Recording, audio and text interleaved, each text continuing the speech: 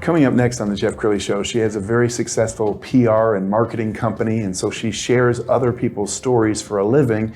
Now she's stepping out into the light. You'll hear her story next.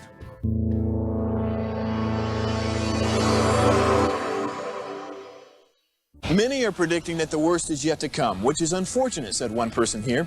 Until now, they've enjoyed the reputation of being the nation's icebox. Watched a burglar in his home this morning by webcam. As a journalist of over 25 years, stories are what make my world turn. Reporting live from the Dallas newsroom tonight, Jeff Crilley, Fox 4 News. But in 2008, I took the jump from my familiar life and started a PR firm from my home. We're talking about anyone with a camcorder like the one I'm using becomes a television network. We started slowly growing the company, and we now have over 100 clients, and we've branched into the world of live digital broadcasting. I now own 8 different TV studios and have a huge team. And the stories that I now get to share are sometimes the most important of my life.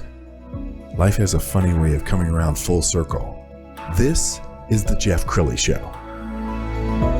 So I'm a fan of that expression. It's not how many times you get knocked down, it's how many times you get back up again. And my next guest has repeatedly been knocked down, but all you got to do is get up one more time. And that's my next guest, Jessica Dalby. She's with Jessica Dalby Brand Media. Thanks for coming on the show. Thank you for having me. Very cool. As I said in the tease, you have a very successful PR and branding company, and so you really much put all your energy into telling other people's stories, but you now have the confidence to tell your own. Why do you want to share your story? I'm a big believer in my story equals my life, which equals my business. So I tell everybody else's story and I make them visible. Now I believe it's time for myself to be visible, but understand the reason behind my business. So you've had a lot of adversity. Share what you can. So I come from a very traumatic life. So I have suffered from domestic violence. I've suffered from sexual abuse. No mother. So I raised myself in Brooklyn, New York, where I was born. And so, learning to live on your own, you don't know anything else. You're a fighter. Either you fight or you lose. So that's all I knew.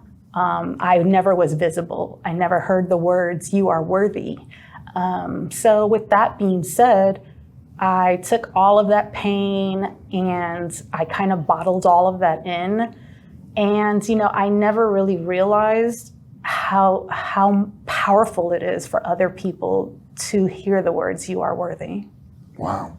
And the pain doesn't end because you served our country in the military. Thank you for your service. But you also got injured. So tell us about that. Yes, so I came out of the military with an injury to my back. And since then, I have had 3 surgeries. My most recent was a year ago, where I have 2 titanium rods and 9 screws in my back. With that being said, it's not easy. I lost everything. I lost the ability to wash dishes. I lost the ability to do laundry, to drive, to sleep in my own bed. And that was just a year ago. So not only was I knocked down again, everything was taken. Outside of just domestic violence and sexual trauma and everything, now my life was taken from me. And when everything now comes to like this sudden halt and you believe that you've suffered it all, well, no, you really didn't until you're now facing 0, nothing. And I took all of that and I decided that I wanted to help other people be seen. I wanted to have them know that they're visible. What I wanted to do is I wanted them to be seen, to be heard, and to know that they're worthy. Wow. And what did the doctors say? Will you ever not be in pain? No. I will live with pain for the rest of my life. However, we hear the term quite often, turning your pain into purpose. For me, it's just taking my pain and keep fighting, because that's all I know. Again, I'm a fighter. I'll always be a fighter. And as many times as I've been knocked down, I've been kicked, I've been punched, I have been in and out of hospitals, I've seemed to come back. And with that, that resilience becomes very powerful. it becomes more than anyone can ever imagine, internally, externally, and with faith. Yes. You also have a very successful branding and PR firm. We're going to pull up your website. And as we scroll down the website, let's talk about how you fight for your clients to elevate their brand. What kinds of clients do you like to work with? So I like to work with authors. I love to work with coaches. But at the end of the day, I want to work with change, people who want to make change, people who want to make impact. It doesn't matter what market you're in, but if you want to make impact and you want to hear, people to hear your story and make change, to me, that's very powerful in itself. Yes. And you have been kind of behind the scenes, but recently you have stepped out into the light, at least stepped onto the front page of a wonderful magazine. Let's go ahead and put that on the screen. Wow. You look like $1 million. Tell us about that issue. That issue is very special to me. My father passed away 3 months ago, and he always wanted to be able to see me on the front cover of a magazine. And being on the front cover of a magazine didn't really seem much to me, but for him, it was just the most important thing to see his only daughter being the front cover of a magazine. And that's what I did. I took that moment and I paused and I cried and I put my pen to paper, and that magazine became a USA bestseller in 7 different categories in Amazon. And I'm blessed and grateful because I believe that that's my dad coming through me and him seeing that. He saw that.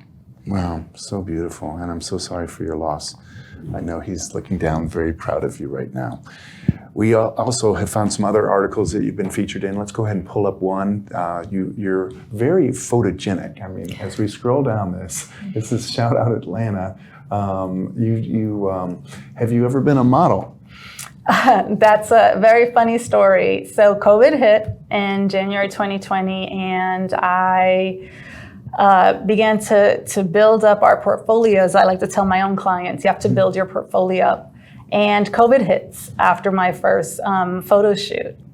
Prior to that, they were like, well, we want to hire you in Kansas City to take some shots. And I was just like, great, that's something I've never done. I'd love to check that off on my bucket list. Then COVID hit. So I pivoted, just like everybody else knows how to pivot. Wow. We're almost out of time, so I'm going to give you a chance to just kind of talk to your dad through the lens. What do you want to say to your dad right now? Thank you. I didn't have the best childhood. You consistently always said you weren't there when you felt that you needed to be, but that's life. We deal with life and what is thrown at us the best that we can. And what I want to say is that I know you're hearing me. And yes, I had to make a horrible choice, but you had to make me make that choice to take you off of life support. But I want you to know, Dad, that I'm sitting here. I'm not just sitting here because you pushed me, but you gave me that strength. You were that one rock besides my faith that pushed me and always wanted to see me succeed. And that's exactly what I'm going to do, because success is defined by the individual, not about the money in your pocket. Wow.